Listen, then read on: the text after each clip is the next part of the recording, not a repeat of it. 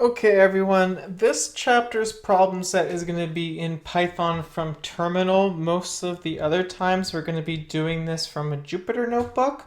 However, because this is an intro one, and I assume that maybe some of you guys haven't installed it and maybe understood it super well yet, that we do it from base Python, so you'd have a sense of like how to do this if you're on a server or something. But like from the most basic elements, we can do this whole chapter problem. So first off, I'm on a Mac right now, so I'm in terminal. But all you need to do once you've installed Python from chapter one, let's go Python. Make sure that we're in 365, or it doesn't really have to be 3.5. We just want to make sure basically you're in Python 3, maybe 4 or above.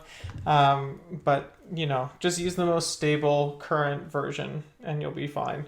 Okay, so the first thing we wanted to do was create two numbers. So any numbers, but with the assign the variable name num1 and num2. So remember how we create a variable.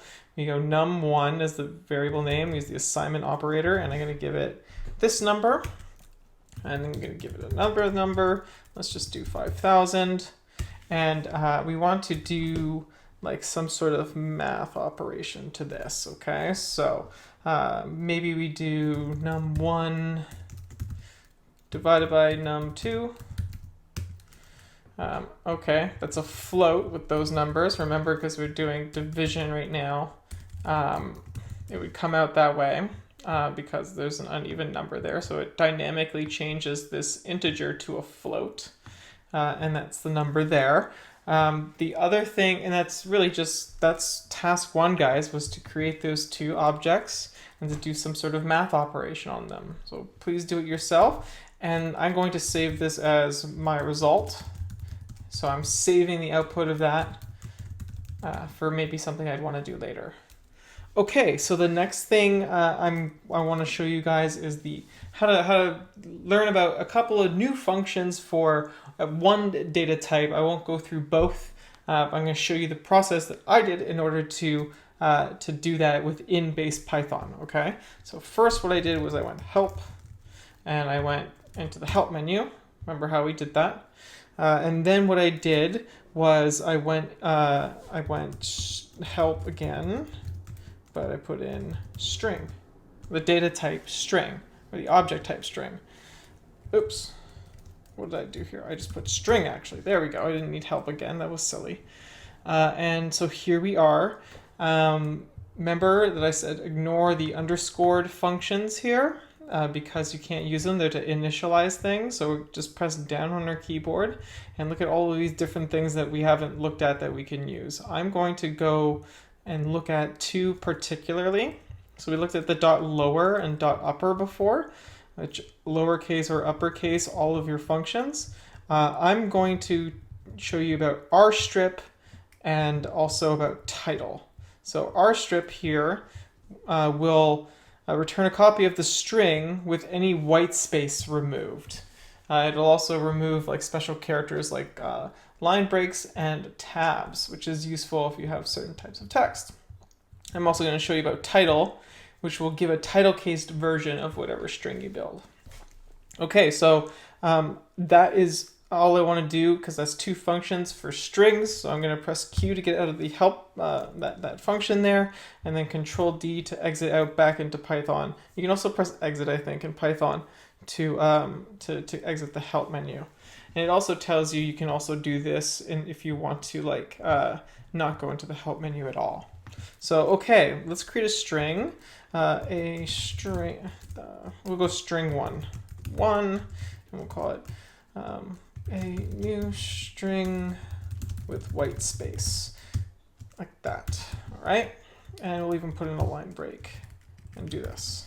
Oh no, we can't do that. We'll just do that. Okay, so once we create that, we're going to go string one dot r. Let's actually just print this. Oh, yeah, we'll print this like that. Like that. You see all that there. And then that has all the information. We then go print, it'll show you how it represents on screen. Remember, we learned that from chapter 2. We have a line break here. And now if I go print string 1 and rstrip with just default no extra parameters, all of that line break and the extra line space that was there is now gone. It ends here at the exclamation point. And now I'm going to show you string 1. Oh, we'll just print string 1 with title instead. And look at that. So it titleizes your string so that every word is capitalized. Okay?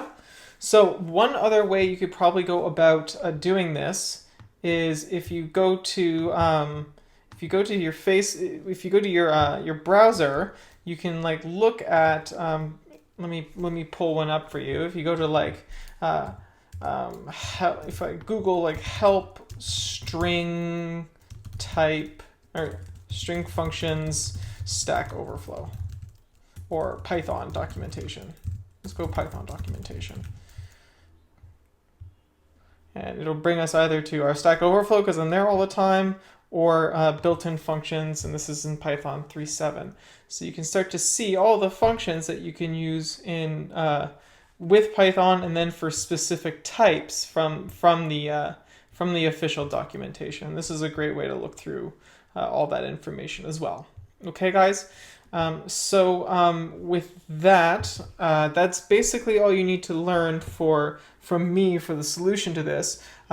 You can go and look at integers, data types from the help menu or from the official documentation or Stack Overflow, and figure out a couple of functions you haven't used from there. With that, thank you very much, guys, and see you next lecture.